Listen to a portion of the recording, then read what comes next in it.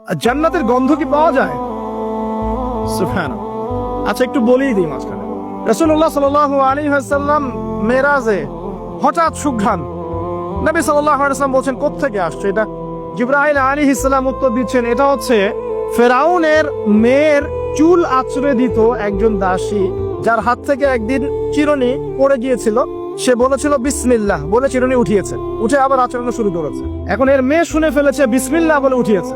সেই মেয়ে ফেরাউনকে বলল যে আপনাকে বাদ দিয়ে এই দাসী আরেকজনকে ইলাহ মানছে। তখন সেই দাসীকে গ্রেফতার করা হলো।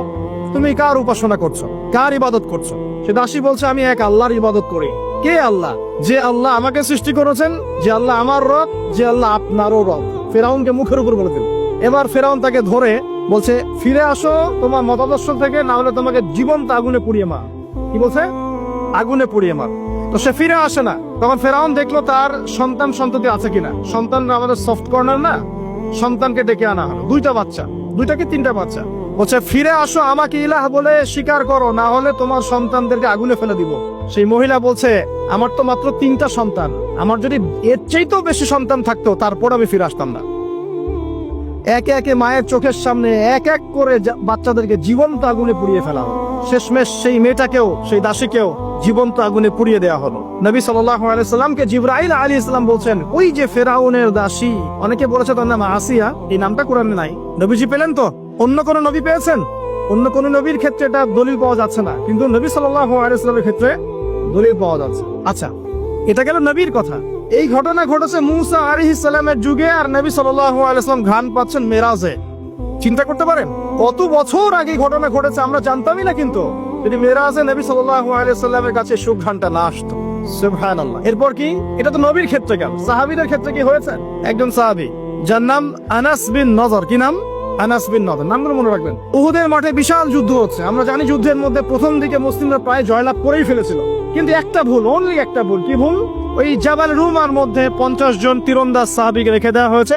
নবীজি বলেছিলেন, আমরা যদি মরেও যাই, আমাদের গায়ের গোশত যদি পাখি এসে খাওয়া শুরু করে, তোমরা নামবে না এখান থেকে। বুঝতে পারছেন? কমান্ড। এটা হচ্ছে একজন নেতার আনুগত্য। কমান্ড, নেতার আনুগত্য কত বড় জিনিস দেখেন। তো যখন যুদ্ধ শুরু হয়ে গেল, হামজা রাদিয়াল্লাহু আনহু সহ অন্যান্য সাহাবীরা বীর বিক্রমে যুদ্ধ করলেন। অল্প কিছু সময়ের মধ্যেই কাফেররা পালানো শুরু করলো। যখন মুসলিমরা বীর দর্পে যুদ্ধ করে, কাফেররা পালিয়ে যায় না? যায় না? মুসলিমরা সবাই ঐক্যবদ্ধ যদি হতে পারতো, কোনো কাফেরের শক্তি ছিল নাকি ইসলামের দিকে চোখ তুলে তাকায়?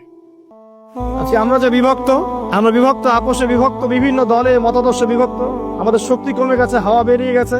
আমাদের যুবকরা এখন পর্নোগ্রাফি, এই গার্লফ্রেন্ড বয়ফ্রেন্ড কালচার, এই মাদক, এই জুয়া, এই জেনার পেছনে ছুটছে। আমরা নামাজ ছেড়ে দিচ্ছি, কোরআন ছেড়ে দিচ্ছি, মা বোনরা পর্দা ছেড়ে দিচ্ছেন। এই জাতি কি বিজয় লাভ করবে নাকি? আগে এই জায়গায় ঠিক করতে হবে, তারপর বিজয় আসবে ইনশাআল্লাহ। আর বিজয় যে আসবে এ বিষয়ে কোনো সন্দেহ আছে? কোনো সন্দেহ নাই। আমরা না পড়লে আল্লাহ পাক অন্য জেনারেশনকে নিয়ে আসবে। ওই জেনারেশন না পড়লে তার পরের জেনারেশন পারবে। তারাও যদি না পড়ে, আমাদের দ্বারা যদি কোনো কাজই না হয়, আল্লাহ পাক অমুসলিমদেরকে হেদায়েত দিয়ে ইসলামে নিয়ে আসবেন, তাদের হাত দিয়ে বিজয় দিবেন ইনশাআল্লাহ। পৃথিবী সভ্যতা শুরু হয়েছিল একজন নবী দ্বারা, ইসলাম দ্বারা। সভ্যতা শেষও হবে ইনশাআল্লাহ তাআলা একজন নবী দ্বারা। সেই নবীর নাম কি? ঈসা ইবনে মারইয়াম। মারা গেছেন না জীবিত আছেন? বহু মানুষ বিশ্বাস করে তিনি মারা গেছেন। আমরা কি বিশ্বাস করব? আল্লাহ পাক বলছেন, ওয়া মা কাতালুহু ওয়া মা সালাবুহু। তারা ঈসা ইবনে মারইয়ামকে হত্যাও করে নাই, ক্রুশবিদ্ধও করে নাই। বাল রাফাআহু আল্লাহু ইলাইহি, বরং আল্লাহ তাকে তার কাছে উঠিয়ে নিয়েছেন। তিনি কোথায় আসবেন? তিনি আসবেন সিরিয়ায়। কোথায়? এই যুদ্ধ চলছে তা সিরিয়া, দেখেন নাই? আর এখানে লক্ষ লক্ষ মানুষকে মারা হয়েছে, মা বোনদের ইজ্জত নেওয়া হয়েছে, বাচ্চাদেরকে হত্যা করা হয়েছে। এগুলো ইস্যু নিয়ে একটা টুশব্দ করার মতো সৎসাহস হয় নাই। যে ইস্যুগুলো নিয়ে কথা বললে কোনো বাধা বিভক্তি আসে না, সেগুলো নিয়ে ফেসবুক গরম করতে খুব ভালো লাগে। কথা বোঝেন নাই? এই যে কয়েকদিন আগে যে হ্যালোইন একটা উৎসব হয়ে গেছে না, আরবদের নাকের ডগে আরবরাও করেছে না, একটা টুশব্দ করার সাহস হয়নি। টুশব্দ করলে সমস্যা, সাপোর্টটা কমে যাবে। তো তারপরে 2013 থেকে 22 পর্যন্ত ইয়েমেনের প্রায় 3.5 লক্ষ মানুষকে হত্যা করা হয়েছে, যার মধ্যে 60% হচ্ছে শিশু। এই ইস্যু নিয়ে একটা কথা বলার মতো সাহস হোমকার হয়নি। আর কি অসংখ্য ইস্যু আছে পুরো মুসলিম বিশ্বে, যেখানে তাকাবেন সত্যিকারের মুসলিমরা আজকে নির্যাতিত, নিপীড়িত। অর্থনৈতিক ভাবে হোক, সামাজিক ভাবে হোক, আপনার পারিবারিক ভাবে হোক, ধর্মীয় ভাবে হোক, বিভিন্ন ভাবে তাদেরকে হ্যারাস করা হয়েছে। এই মাজলুমদের পক্ষে কথা বলার মতো সৎসাহস হয়। কোন ইস্যুগুলি নিয়ে কথা বলতে পছন্দ হয়? ছোটখাটো যেগুলো নিয়ে কথা বললে মজা পাওয়া যায়, 2-4 লাইন কমেন্ট করা যায়, কাউকে অপদস্থ করা যায়, কারো ইজ্জত ধুয়ে দেওয়া যায়।